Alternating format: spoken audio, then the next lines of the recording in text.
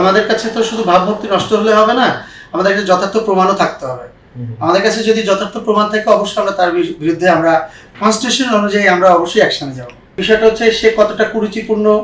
সে একটা শিল্পী সমিতি, বাংলাদেশের ঐতিহ্যবাহী সমিতির ভিতরে একটা সমিতি, সেই সমিতির একজন নির্বাচন কমিশনার।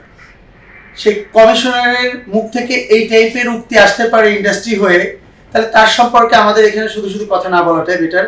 সে কতটা পরিমাণে কুরুচি সম্পন্ন মানুষ যে এই কথাগুলো সে বলতে পারে। ইন্ডাস্ট্রির মানুষ হয়ে ইন্ডাস্ট্রির মানুষদেরকে নিয়ে এইসব বাজে মন্তব্য করতে পারে, প্রযোজকদেরকে নিয়ে বাজে মন্তব্য করতে পারে। সো এই টপিকে তাকে নিয়ে আর ভাইরাল করা বা তাকে নিয়ে আরো মানুষের সামনে প্রচার না করাটাই ব্যাপার। আমরা অলরেডি সিদ্ধান্ত নিয়েছি, আমরা অফিসিয়ালি কাল পরশু তার কাছে চিঠি চলে যাবে, পরপর 3টা দিয়ে তার পদ স্থগিত করব।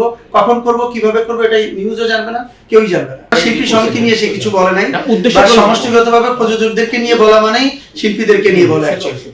সো না, আমি এটা কোনো কিছু কারণ উনি অলওয়েজ ভাইরাল হওয়ার ট্রাই করে, তো অলওয়েজ আপডেট থাকতে চাই স্ক্রিনে বা টিভিতে বা মনে করেন ফেসবুকে, রিলসে।